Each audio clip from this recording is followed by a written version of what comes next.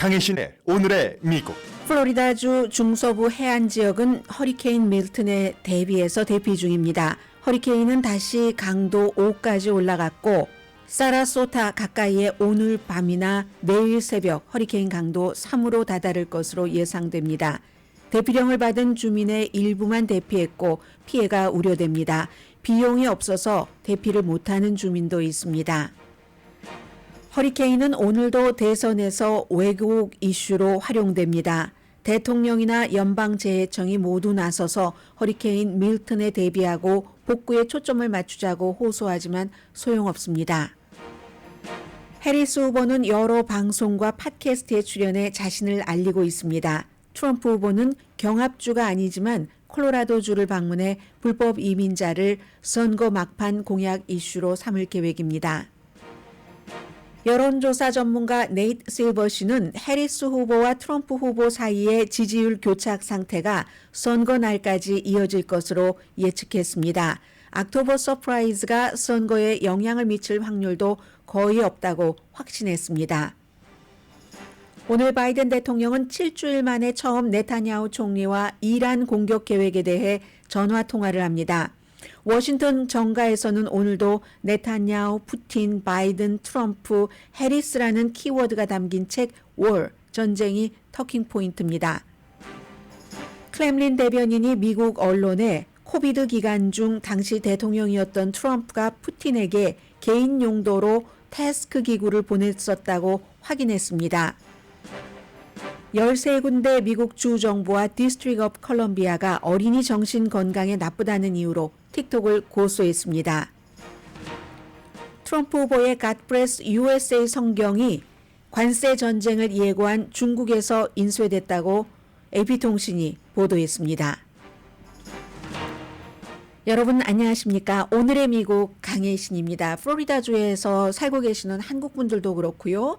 또 이제 북쪽으로 애틀란타 쪽으로 대피를 하시는 분들도 많으시기 때문에 아무래도 이제 이쪽 서부에서 바라보는 것보다는 동부에서 꼭 한인뿐만이 아니더라도 이 허리케인 밀튼이 플로리다 쪽으로 다가오는 것을 더 가까이 느끼시리라고 생각이 됩니다.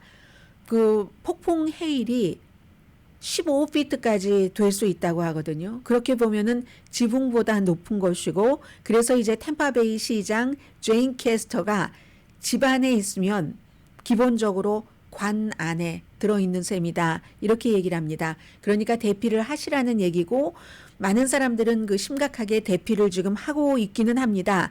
그런데 이제 이번에는 템파베이가 아니라 템파베이보다 약간 그 남쪽이요. 그 사라소타 이쪽 가까이에 오늘 밤이나 이제 내일 새벽 허리케인 강도 3으로 온다고는 하는데 바람이 이제 시속 150마일 정도가 될 수도 있다. 지금은 이제 이것보다 훨씬 바람이 더 세고요.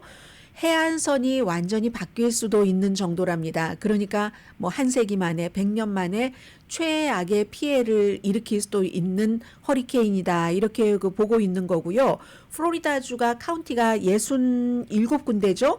그 가운데서 지금 51개 카운티에 비상사태가 선포가 됐습니다. 비상사태가 선포된 51개 카운티 가운데서 11개 카운티에 강제 대피령이 내려졌습니다. 이 11개 카운티에 살고 있는 주민이 약 590만 명입니다. 물론 그 내륙에 살고 계시는 분들도 다 대피해라 하는 건 아니지만 이 가운데서 100만 명 정도가 대피를 했다고 하거든요. 대체로 이제 낮은 지역이 홍수가 날 가능성이 있고 그리고 이제 폭풍해일이 15피트까지 되면은 정말 그 위험하잖아요. 대피는 하는데 어제도 보니까 완전히 프리웨이가 파킹랏처럼 돼서 하이웨이가 그냥 막혀 있었습니다. 보통 때는 이 템파에서 애틀란타까지 가는데 자동차 타고 6시간 정도 가면 로스앤젤레스에서 샌프란시스코 가는데 걸리는 시간보다 조금 덜한가요? 그 정도 가면 됐는데 어제는 12시간 걸려도 갈 수가 없었고 그리고 이제 플로리다주를 전체적으로 볼 때 한 1,500군데 가스 스테이션 어젯밤 기준으로 완전히 그 가솔린이 동이 났답니다. 이럴 때 이제 미국 사람들이 먼저 챙기는 것들이 있잖아요. 동물원에 동물들도 다 대피시키고 뭐 바이든 대통령도 독일과 다른 나라를 나흘 동안 방문하려던 예정인 것도 다 취소하면서 대피하십시오. 지금 당장 대피하세요. 한 세기 만에 최악의 허리케인일 가능성이 높습니다. 이렇게 얘기를 했습니다.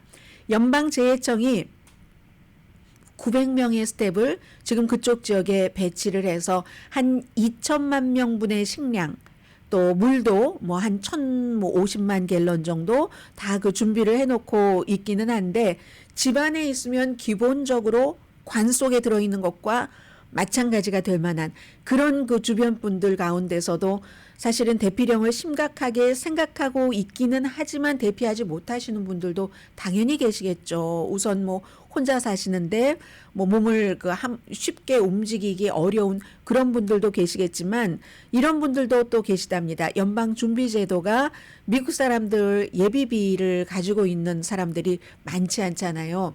미국 사람들이 한 41%는 예비비 $400 정도가 없는 분들이랍니다. 그 가운데서 지금 플로리다 그쪽 지역이 뭐 경제 수준이나 이런 것을 볼 때 $400가 있다 없다 뭐 여러분들께서 짐작하실 수 있을 테고요.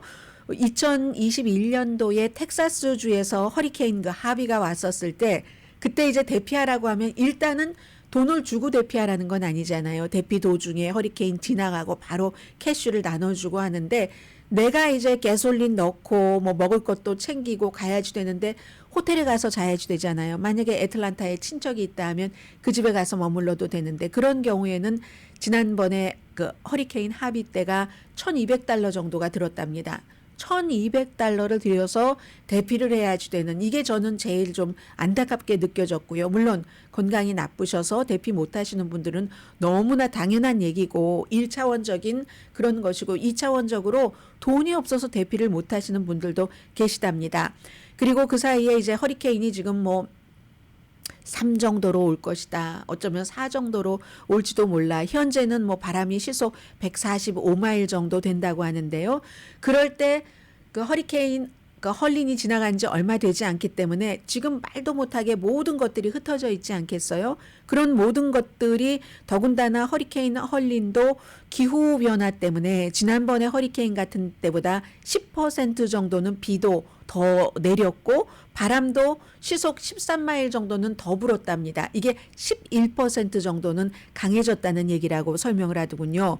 기후변화 때문에 뭐 여기에는 인간이 일으킨 지구온난화도 있고요. 그래서 이 같은 그 허리케인이 이미 헐린이 발생을 했고 지금 이제 이 밀턴을 맞이하는 이때에 쓰레기 치우는 작업을 하시는 분이 AP통신과 인터뷰를 하셨는데요. 닉 스타봇입니다.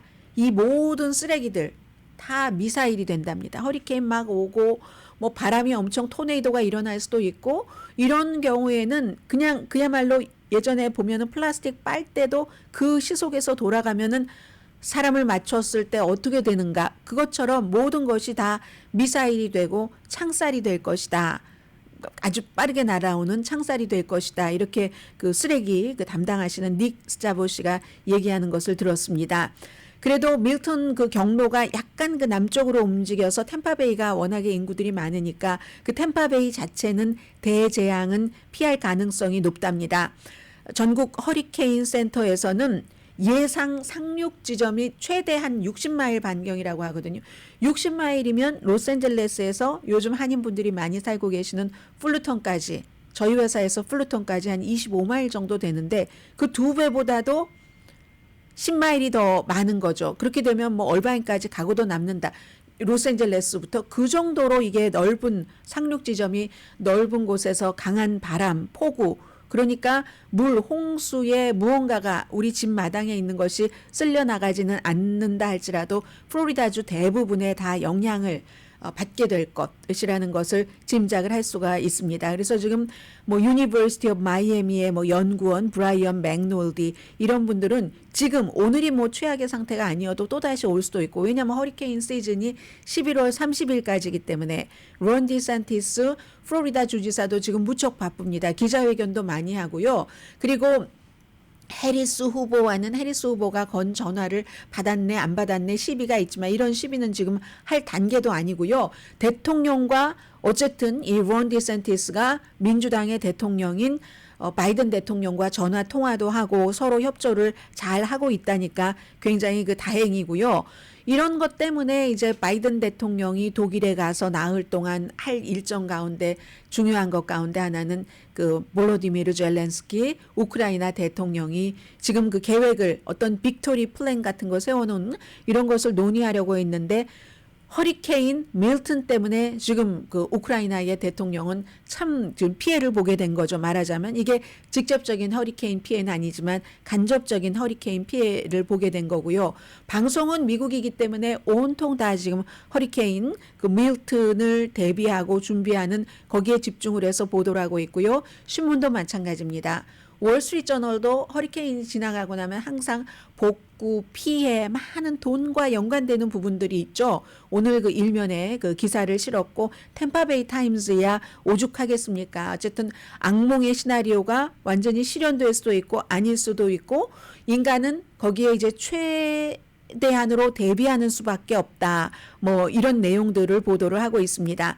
그런데 이제 이 허리케인 밀튼도 마찬가지겠지만 허리케인 어제까지도 오늘도 마찬가지입니다. 허리케인 헐린에 대해서도 계속 지금 이제 그 복구 작업과 피해자를 돕는 것에 집중을 해야지 되는데 예를 들어서 박스의 비즈니스 앵커인 마리아 바티로모가 어제도 이게 뭐 다 이거 허리케인 피해자들에게 돌아갈 돈을 카멜라 해리스가 거기에 주지 않고 그리고 뭐라고 했던가요?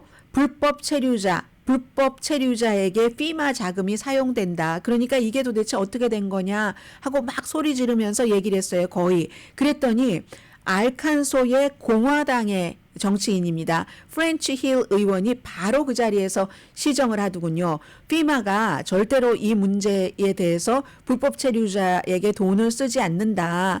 뭐 그런 거. 그리고 의회가 또 문을 열면은 곧 또 추가로 왜냐하면 얼마 전에 얘기 나왔었던 것 있잖아요. 11월 30일까지 어떠한 허리케인이 올지 모르기 때문에 자금이 충분할지 충분하지 않을지 알 수 없을 수도 있다. 뭐 이런 것에 대해서 약간 이제 엄살을 피우는 거죠. 해당 기관에서는 또 다른 허리케인이 오기 전에 돈을 많이 받아놓는 게 좋으니까 거기서 지금 공화당의 마이크 존슨 그 하원 의장은 좀 빨리 해달라고 하는데 민주당 쪽에서는 집권당이니까 빨리 해달라고 하는데 더군다나 선거철에 뭐 그냥 보십시다 하는 이런 형편. 그러나 알칸소의 공화당 의원조차도 이렇게 아니다 의회에서 또 문을 열면은 또 추가로도 할 거고 지금도 충분히 그리고 돈은 절대로 불법 체류자에게 가는 돈이 아니다. 이런 얘기를 하고 어제도 다시 연방재해청장이나 바이든 대통령이나 무슨 공화당 지역에는 지원을 하지 않는다는 둥 750달러가 지원금의 전부라는 둥 이런 얘기하지 말고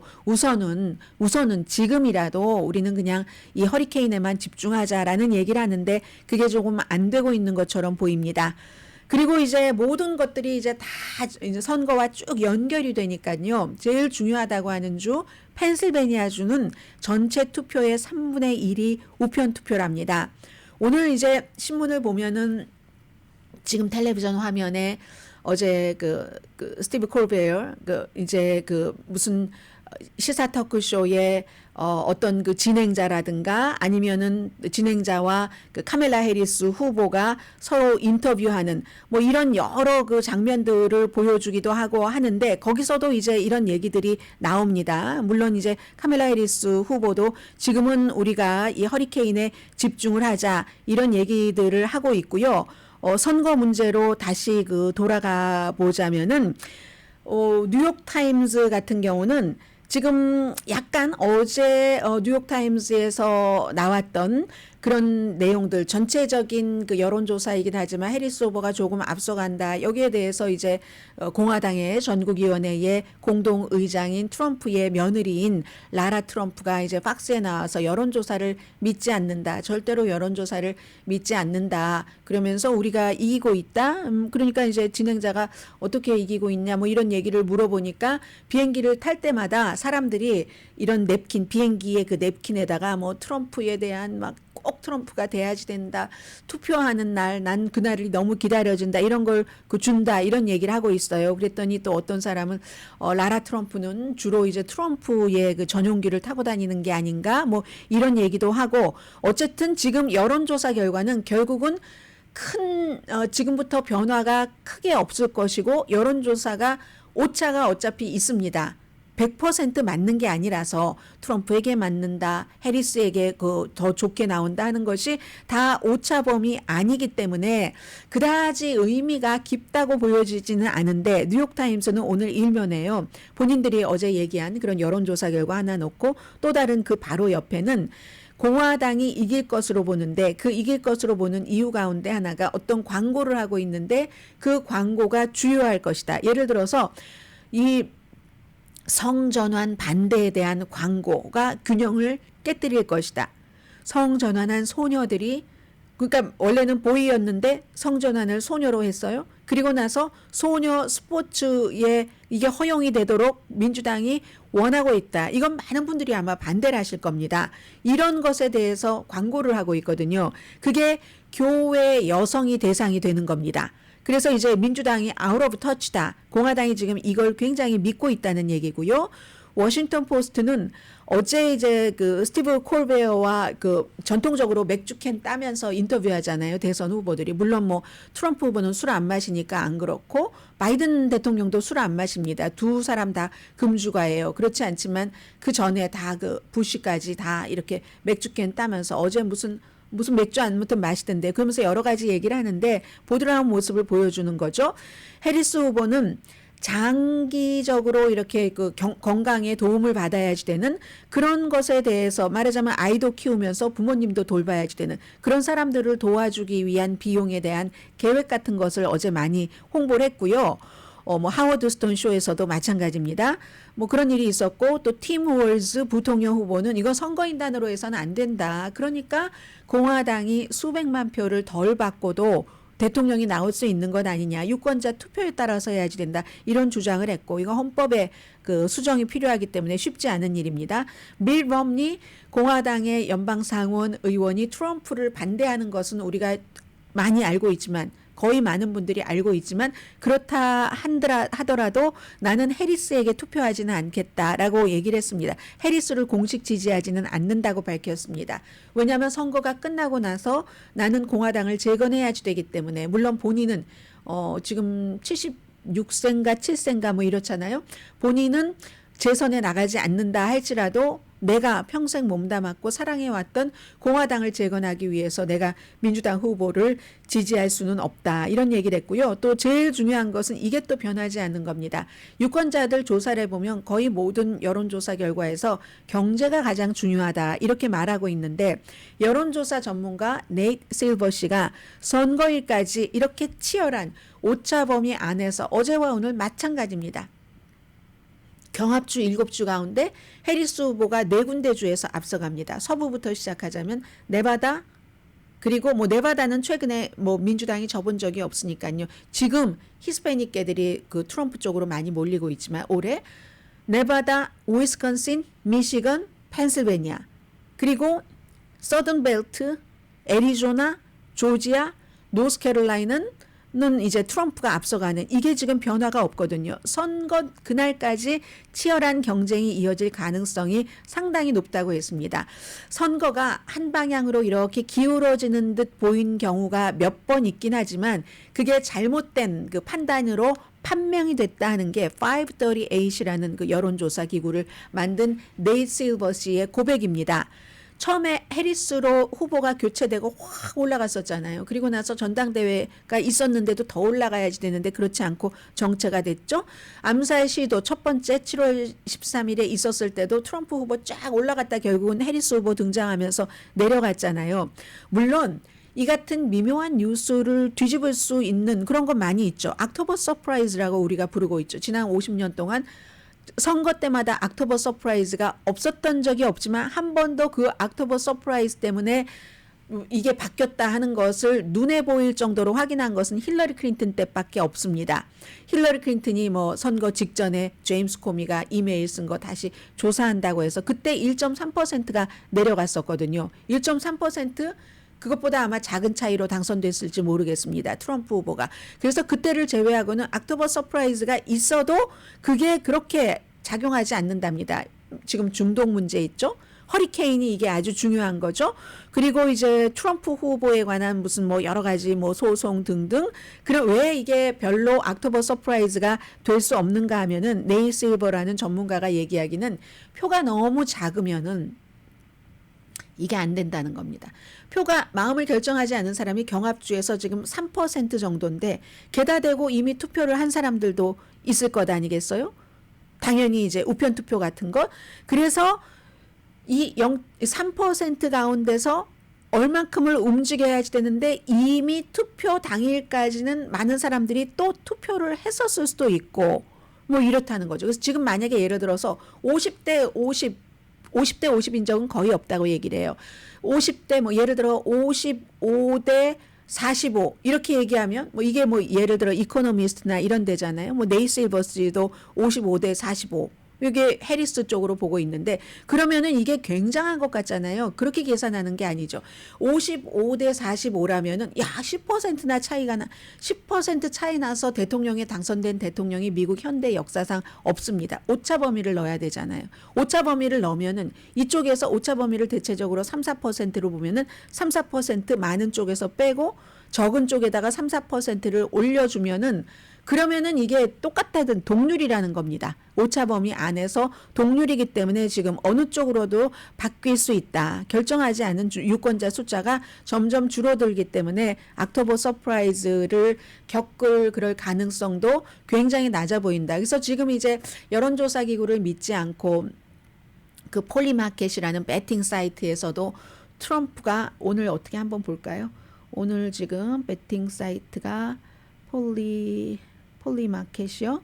현재 어제 52점 몇이었죠. 트럼프가 오늘 또 조금 올라갔습니다. 어제 52점 얼마였는데 오늘은 53.2%대 그 해리스가 46.1%거든요. 그럼 이것으로 이긴다는 것도 아닙니다. 물론 폴리마켓이 또 꼭 맞는 것도 아니지만 어제보다 트럼프 후보는 0.5% 올라갔고 해리스 후보는 0.5% 내려갔는데 여기다 오차 범위 넣고 하면 또 이제 그게 그거라는 얘기입니다. 그래서 이제 네이슬버시 같은 사람이 선거 끝날 때까지 이런 그 추세가 이어질 것 같고 그러나 밀턴이 선거 끝날 때까지 계속 휘몰아치는 건 아니잖아요. 허리케인이. 그렇기 때문에 플로리다주의 허리케인은 넘버 원 많은 사람들이 가능하면 피해가 없어야지 된다. 넘버 투 선거에 영향을 미칠 수 있는 요소다. 이렇게 정리가 됩니다.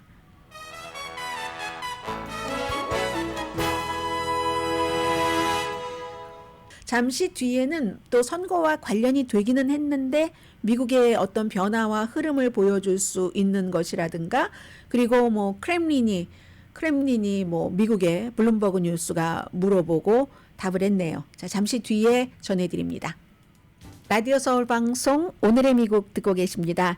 네, 오늘 이제 미국의 그 모든 그 신문의 탑 뉴스는 뭐 몇 가지로 볼 수 있죠. 허리케인 밀턴이라든가 그리고 어제 말씀드렸었던 체크 워라는 워터게이트 사건 밥 우드워드 그 저널리스트가 다음 주 화요일에 시판이 되더군요. 10월 15일에 그 책에 관한 것. 그리고 이제 막 선거가 많은데요. 선거 가운데서도 특히 눈에 띄는 것은 오늘 로스앤젤레스 타임즈 보면은 캘리포니아 사람들이 많이 뭐 텍사스로도 가고 애리조나로도 가고 세도나 쪽으로도 이주하시고 하잖아요. 뭐 여러 가지 이유. 캘리포니아주의 진보 정책이 너무 싫다. 세금이 너무 비싸다. 생활비도 비싸고 집값도 그렇고 그런 이유로 가시는데 그렇게 가서 애리조나주가 어떻게 점점 이렇게 지난번에 바이든 대통령이 이겼을 정도로 애리조나주는 오랜 동안 너무너무 레드 스테이트였는데 레드 스테이트에 블루 스테이트에 살던 주민들이 가니까 그 레드 스테이트의 색깔이 조금 이렇게 그 레드 색깔이 좀 빠지고 보라색 쪽으로 가기도 하고 하는 그 과정. 그래서 애리조나주에서 오래 살고 있는 주민들 있죠. 그분들이 굉장히 좌절감이 심하시답니다. 어느 정도 동화될 때까지는 서로 아니 어떻게 저럴 수가 있지 서로 이해하지 못하는 트럼프 지지자들과 트럼프를 지지하지 않으시는 분들이 서로 도저히 이해가 안 된다고들 하시잖아요. 그런 것처럼 지금 애리조나 주민들이 캘리포니아주에서 와서 그런 그 주민들 때문에 정말 이해할 수가 없고 힘들고 스트레스도 많이 받는데 어쨌든 이렇게 섞일 때 그런다 하는 것이 있고요. 그에 비해서 또 USA 투데이는 일면에 보니까 선거인단이 많잖아요. 플로리다주는 특히. 플로리다주가 이제 30명이잖아요. 선거인단이. 그런데 이제 그 애리조나주는 뭐 그에 비해서 뭐 선거인단이 많지는 않죠. 11명밖에 안 되니까. 선거인단이 많은 이 그 플로리다주가 어떻게 해서 레드가 됐는지 플로리다주가 여러분들 생각해 보세요. 알고와 플로리다주에 선거하면은 아들 부시 대통령이 딱 이렇게 해서 결국은 막 제임스 베이커 그 당시에 뭐 국무장관 아버지 때 국무장관 했었던 그 사람이 가서 법조인이니까 미국 정치인들은 다 법조인 출신이잖아요. 가서 뭐 이렇게 저렇게 하고 결국은 이제 법원에서 뭐 532표인가 차이로 이거 공화당이 대통령이야.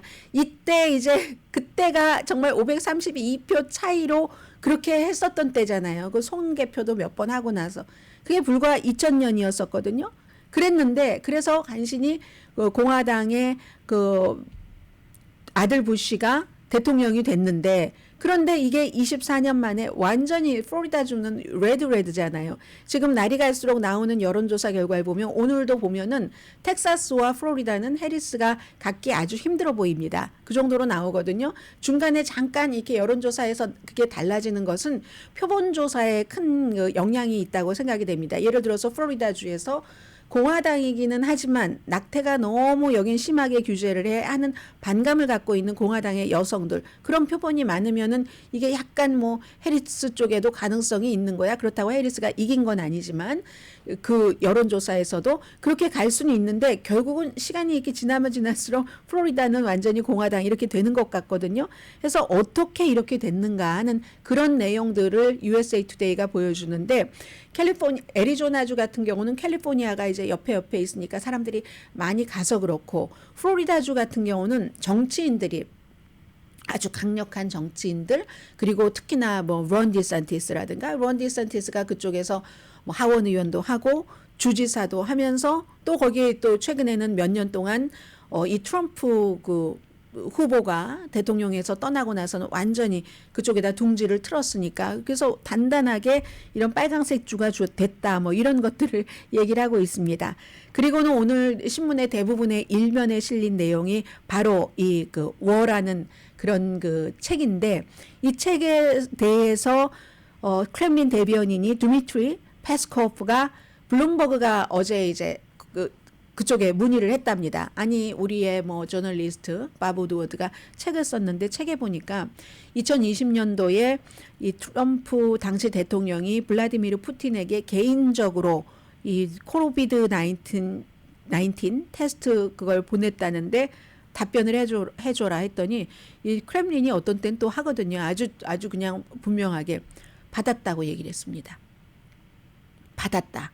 그런데 하나는 두 가지였잖아요. 또 하나는 트럼프가 대통령에서 떠나고 나서도 아마도 이 그 블라디미르 푸틴과 7번쯤 전화 통화를 했을 거다. 그것도 뭐 올해 초에도 있었다고 하고. 근데 그걸 증명을 하진 못했어요.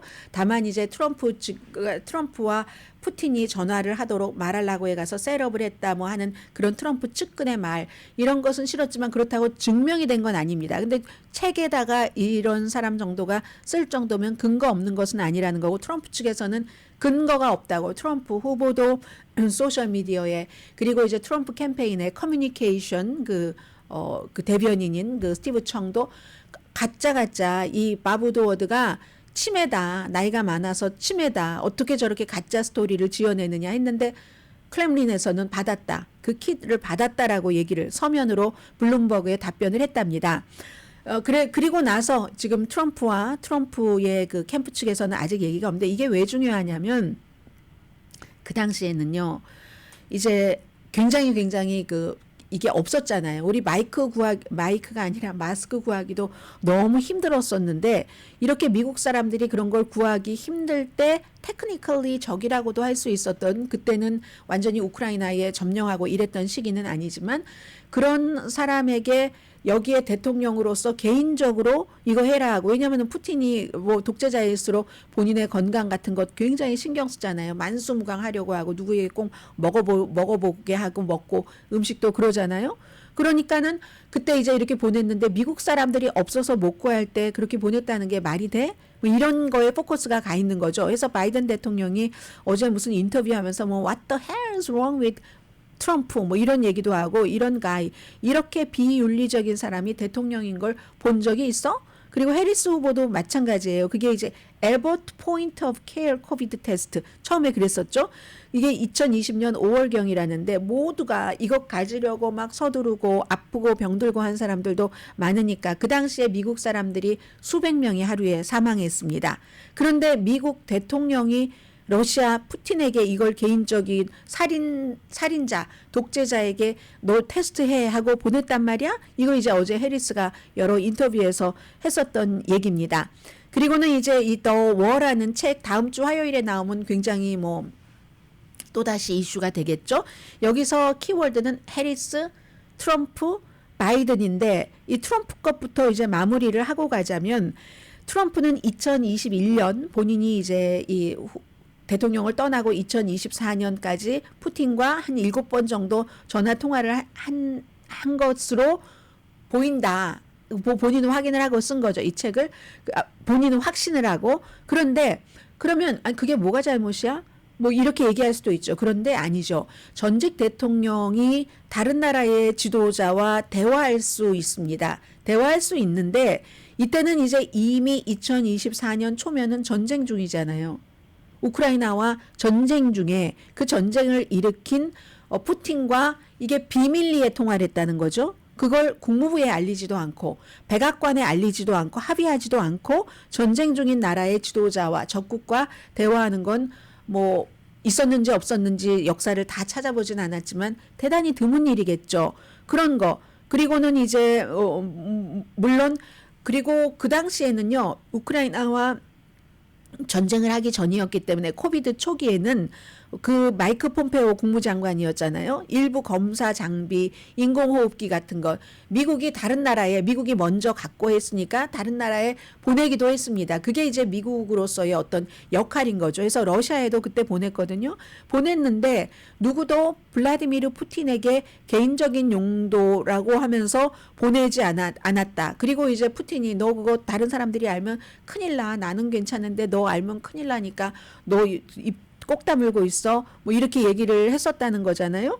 그리고 나서 2022년도에 러시아가 우크라이나를 침공했을 때 그 당시에 트럼프 후보는 천재라고 했어요. 지니어스라고 했어요. 무슨 말 끝에 정말 이 사람은 뭐 내가 있었으면 전쟁 안 일어났었을 텐데 하는 얘기는 물론 밑바닥에 깔았겠지만 지니어스다라고 얘기하고, 우크라이나에 무기 공급하는 것을 굉장히 거부하고 그 분담금을 제대로 내지 않으면 지금 싸우고 있는 나토도 간접적으로 우크라이나를 지원하고 있잖아요. 그 나토 동맹국에 대해서 러시아 니네들이 하고 싶은 대로 해라 이런 말도 공개적으로 했고, 그리고 그 뒤에 공화당에 압력을 가해서 우크라이나에 대한 군사 지원을 막도록 이렇게 여러 번 했다는 거죠. 이제 이런 것들. 그리고 또 트럼프에 대해서 이 책에서 나온 것은 린지 그레이엄, 트럼프의 친구 비슷하게 돼 있는 이런 그 친구는 아니죠. 이 사람도 머리 조아리는 스타일이긴 하죠.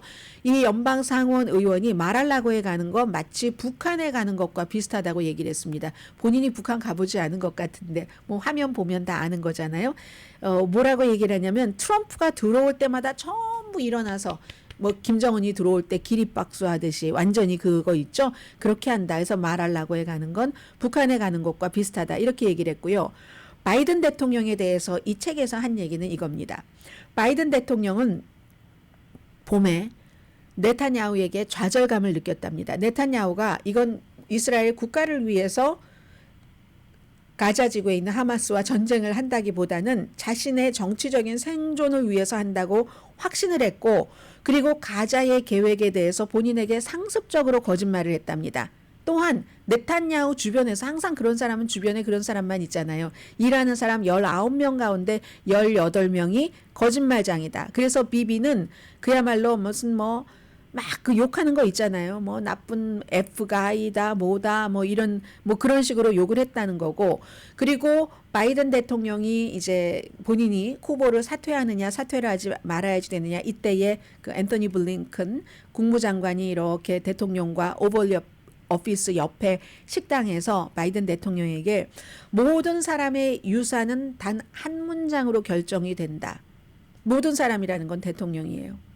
트럼프에게 지면 그게 바이든 당신의 유산이 될 겁니다. 레가시가 될 겁니다. 아무리 모든 거 다 잘해도요, 정권 뺏기면 끝입니다. 현직 대통령은 많은 것을 못했어도 정권을 우리 쪽으로 넘겨주면 그걸로 모든 것이 가려집니다.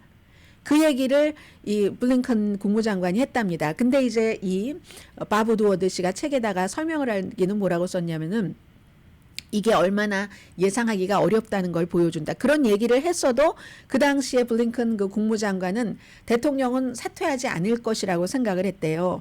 그 반응이나 이런 것을 보고는. 근데 깜짝 놀랍게도 사퇴를 했다는 거죠. 그리고 또 하나는 바이든 대통령이 메리 갈란드 법무장관을 법무장관으로 임명한 것을 너무나 후회한답니다. 절대로 내가 저 사람을 법무장관으로 해서는 안 됐어야지 돼. 왜냐하면 아들 헌터 바이든에 대해서도 막 특별검사를 임명하고 조사하게 하고, 그 아들 총기 살 때 제대로 서류를 적지 않았다는 이유로, 그리고 세금을 3, 4년 동안 다른 데다 돈을 쓰면서 의도적으로 내지 않았다는 그 이유로 지금은 다 갚았지만 뭐 정말 최대 수십 년 징역형, 총 문제만 가지고도 그게 몇 년인가요? 아무튼 수십 년 징역형을 받을 수도 있게 돼 있잖아요. 그리고 본인은 차기 대통령이 아닌 것이고, 그래서 법무장관 이 사람을 내가 하지 말았어야지 된다고 엄청나게 후회를 한답니다. 또 하나는 아프가니스탄에서 군대가 철수한 뒤에 아들 부시 대통령 있죠? 아들 부시 대통령이 전화해서 위로했대요. 뭐라고 얘기하냐면 내가 당신이 겪는 그걸 지금 이해를 할 수 있다고. 왜냐하면 뭔가가 탈레반에 대해서 탈레반이 그렇게 그 강할 줄 몰랐던 거죠. 정보가 조금 잘못됐었던 거죠. 그래서 내가 당신 마음 이해합니다. 어쨌든 책임은 대통령이 있는 거지만 뭐 그런 얘기를 아무튼 그 공화당인데 아들 부시 대통령이 해줬다 하는 얘기를 하고요. 해리스 후보에 대해서는 간단합니다. 이 책을 쓸 당시에는 이 책은 전쟁이라는 것에 포커스를 뒀고, 전쟁이다 하면은 우크라이나 전쟁과 이스라엘 하마스 전쟁인 겁니다. 거기서 지도자들의 어떤 면모를 보는 건데, 해리스는 그 당시에 부통령이었었고 지금처럼 책을 쓸 때는 대통령 후보도 아니었습니다. 해서 해리스는 항상 바이든 대통령을 지원하는 역할을 했고 외교적인 정책을 직접 결정하지는 않았다. 이렇게 썼는데, 하나는 가장 최근의 것이 보태졌는데 7월 달에 네타냐후와 본인이 이제 다 후보가 된 다음에 만났잖아요. 만났는데 의회에 와서 연설할 때 원래 예정됐었던 그 스케줄도 있기는 했지만 그걸 취소하고 의사당에 가서 네타냐후 연설은 안 들었죠. 그리고 이제 네타냐후를 따로 만났는데, 그래서 네타냐후가 해리스 따로 만나고 바이든, 트럼프 다 따로 만났잖아요. 그때 개인적으로 만났을 때는 굉장히 이제 네타냐후에게 좀 아주 좀 뭐라고 할까요? 좀 부드럽게, 좋게, 뭐 상냥하게 이렇게 대했는데, 공개적으로 이스라엘이 팔레스타인 가자지구 주민에게 너무한다 이렇게 얘기해서 네타냐후가 너무 화났답니다. 당황스럽고, 말하자면 뒤통수 맞았다.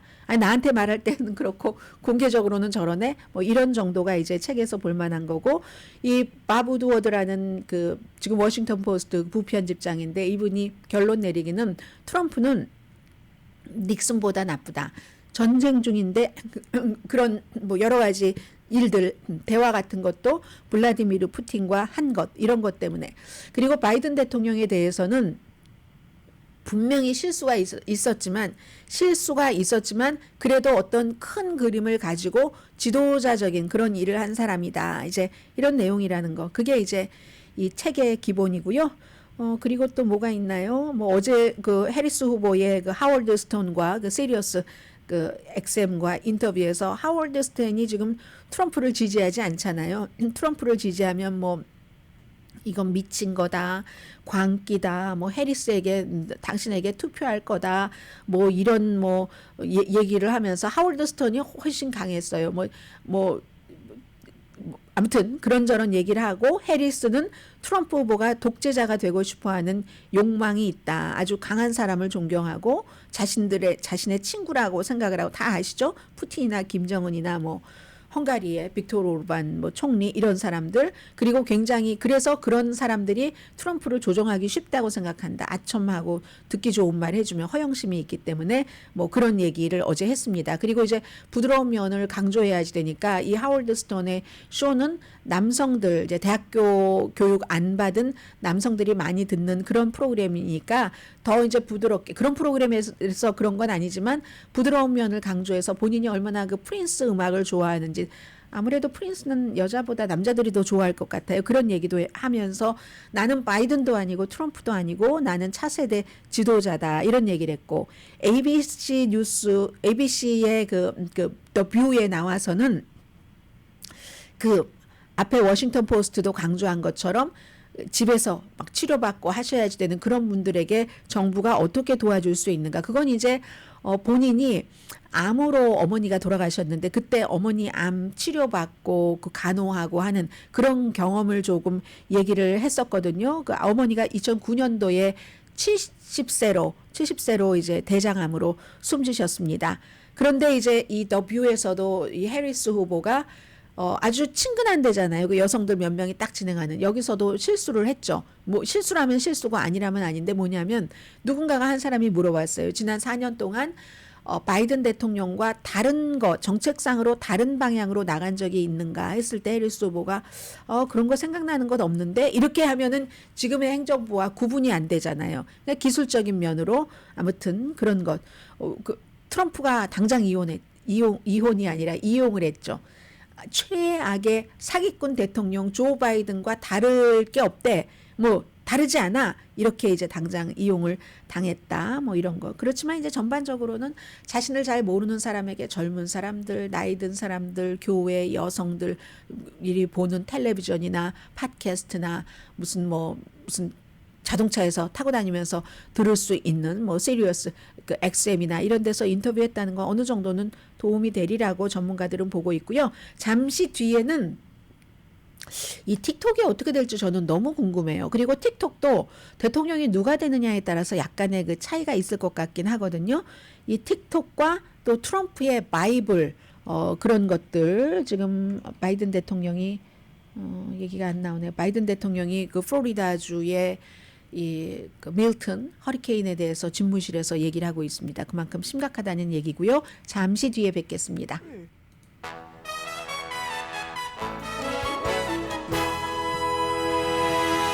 라디오 서울 방송 오늘의 미국 듣고 계십니다. 지금 13군데 캘리포니아주를 포함해서입니다. 주정부와 디스트릭 오브 컬럼비아가 어린이 정신 건강에 나쁘다는 이유로 틱톡을 고소했습니다. 한꺼번에 한 게 아니라요. 각 주정부에 고소를 했는데 뭐 약속을 한 거죠. 그래서 틱톡이 정신 건강 상태를 충분히 알면서도 미국 10대를 광고 수입 올리는 도구로 활용을 하고 있다. 뭐 이런 얘기들이거든요. 한 달에 1억 7천만 명이 사용을 하고 있는데 어린이를 중독시키는 아이템을 뭐 관리를 하기는커녕 뭐 지금 검찰총장들의 얘기입니다. 푸시 알림 놓고 아주 끝없는 뭐 스크롤링 아주 신체 이미지를 만드는 뭐 뷰티 필터 같은 거 강조하고 이름으로써 어린이들이 점점 불안하고 우울해지고 틱톡 알고리즘은 막 도파민을 그 유발한다. 이게 이제 디스트릭 오브 컬럼비아의 검찰총장의 얘기고요.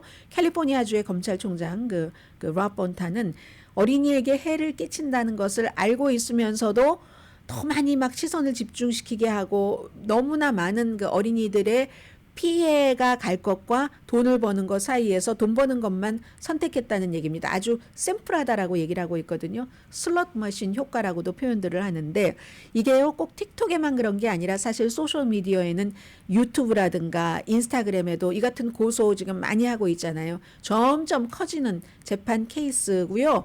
예전으로 따지면 담배 한창일 때 막 올라가려고 할 때 그리고 뭐 제약회사 같은데 이런 데를 상대로 고소했던 것과 이제 비슷합니다.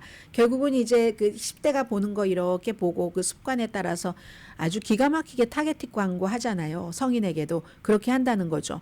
틱톡도 말합니다. 이런 그 주정부들의 주장에 대해서 강하게 반발을 하죠. 부정확하고 오해의 소지가 있다. 틱톡이야말로 10대를 보호하기 위해서 아주 깊이 시리어스하게 생각을 하고 행동을 한다라고 하는데 이건요 지금 틱톡에 지금 가해지고 있는 일부인 겁니다. 예를 들어서 연방법에 따라서 법이 통과가 됐으니까 틱톡이 그 바이트댄스가 미국에 팔지 않으면 내년 1월 1일부터 전면적으로 금지한다는데 이거 누가 대통령이 되느냐에 따라서 달라질 것 같습니다. 해리스 후보나 트럼프 후보 다 틱톡을 사용하고 있긴 하지만 트럼프 후보는 기금을 많이 본인에게 주는 그런 절대적인 그 기부자가 틱톡에 돈이랑 연관돼 있는 사람이고 해리스 후보는 그런 거는 그 없는 것으로 지금까지는 드러났고 하니까 문제가 되고 또 14군데의 검찰총장은 또 다른 고소도 했잖아요. 틱톡이 중독성 아이템을 사용해서 피해를 입혔다. 이건 벌금하고 손해배상 청구 이런 게 있고요. 그리고 트럼프 후보에 대해서 잠시 뒤에 말씀드려야지 되겠네요.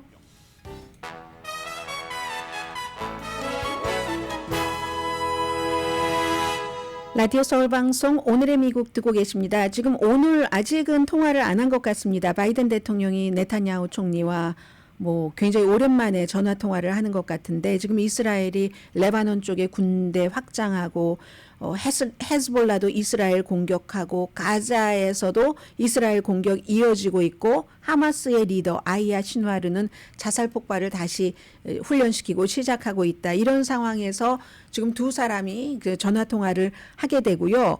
그리고 오늘 이건 AP통신이 특별히 취재를 해서 발표한 내용인데 USA, God bless USA 트럼프의 그 성경이 뭐 세계 무역 기록과 세관 데이터베이스를 다 합쳐서 본 결과 중국의 그 동부구 광저우에서 만들어졌답니다. 선적하고 데이터 다 보니까 하나에 $5짜리라고 하거든요. 그걸 이제 제일 싼 게 $59 99센트 본인이 사인하면 $1,000 이렇게 해서 지금 LA 항구를 통해서 등등 지금 다 들어왔는데 원래 그거 인쇄하고 나서 나중에 암살 시도가 있고 나서 신이 개입하신 날 이런 문구를 조금 추가했다고 하는데 이건 이제 트럼프 후보가 아무래도 중국에 대해서 관세 전쟁한다, 일자리 뺏어간다 하면서 본인은 그렇게 했다고 해서 뉴스가 되는 거고요.